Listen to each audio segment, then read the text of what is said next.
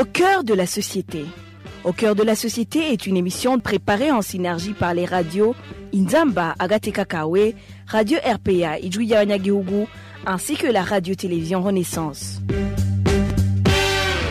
La syndicaliste Emilienne Sibomana, libérée par décision de la Cour d'appel de Gitega dès juillet 2024, se trouve toujours derrière les barreaux malgré son acquittement. Cette situation perdure depuis 2 semaines. Un nouveau rebondissement est survenu ce 12 juillet. Le ministère public a décidé de contester la décision de la justice en se pourvoyant en cassation. Cette démarche soulève des questions cruciales. Sur base légale, maintient-on Emilienne Sibomana en détention après son acquittement? Quelles sont les dispositions prévues par la loi? Pour éclaircir ces points et approfondir le sujet, ne manquez pas notre magazine Au cœur de la société. Bonfils Nyongere est à la présentation. Bienvenue.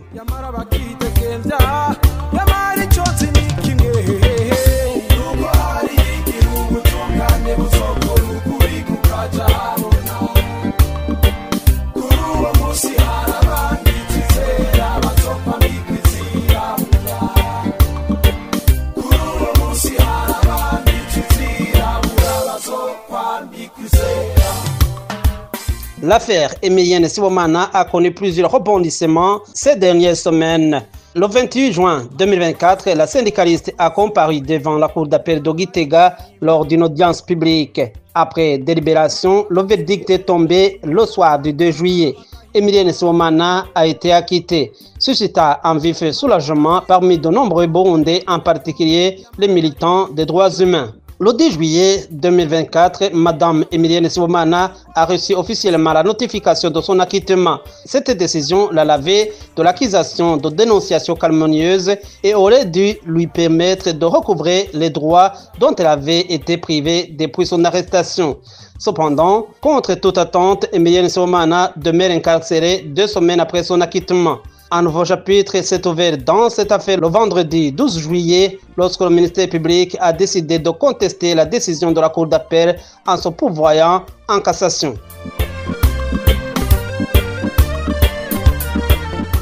Des hommes de loi dénoncent la violation de la loi car Madame Emilienne Sibomana devrait déjà recouvrir sa liberté.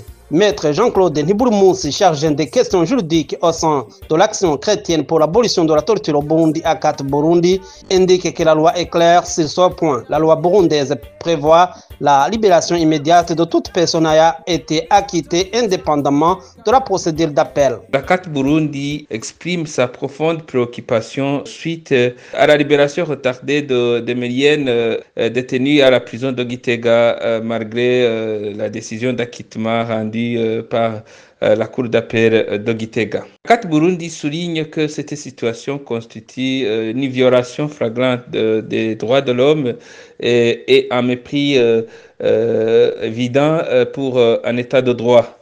En effet, selon l'article 262 du Code de procédure pénale, un détenu acquitté doit être immédiatement mis en liberté après la décision de l'instance judiciaire. Malheureusement, nous constatons que cette décision n'est pas mise en œuvre par des organes qui devraient normalement l'appliquer directement. Et ici, je vais dire le parquet et l'administration pénitentiaire. Le fait que le ministère public se pourvoie en cassation ne libère pas cet organe à mettre en application la décision rendue par la Cour d'appel de Gitega. La saisine de la Cour suprême n'est pas vraiment une cause suspensive d'exécution de l'arrêt rendu par la Cour d'appel de Gitega. Nous insistons à demander en fait que Emilienne soit immédiatement libérée et nous insistons sur le fait que la détention en fait continue après un acquittement et non seulement illégale mais inhumaine.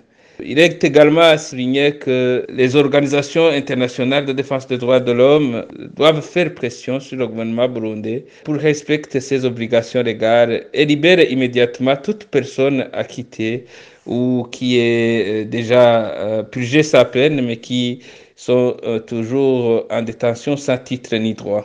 Cette affaire, en fait, met en lumière les défis persistants auxquels est confronté le système judiciaire burundais. Nous demandons à ce que l'article 262 du Code de procédure pénale burundais soit strictement appliqué afin d'assurer le respect des droits de l'homme et la crédibilité du système judiciaire.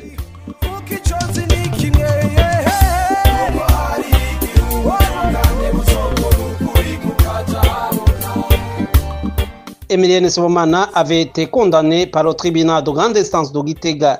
Elle avait été accusée de dénonciation calomnieuse pour avoir dénoncé lors d'une réunion avec le ministre de l'Éducation François Habyarimana les abus sexuels perpétrés par l'abbé Laurent Nakirutimana, directeur du lycée technique Christois de Mouchacha, à l'endroit des élèves de sexe féminin de cet établissement. Plus récemment, 13 juin, Emilienne Sibomana s'est présentée devant la cour d'appel de Gitega. Lors de cette audience, elle a exprimé son incompréhension face au maintien de l'abbé Laurent Nakirutimana à son poste de directeur malgré la gravité des accusations portées contre lui. Et voilà, c'est ici que se termine le mini-magazine au cœur de la société. À la présentation, vous étiez avec Bonfils Nyongere. Au revoir. C'était l'émission Au cœur de la société.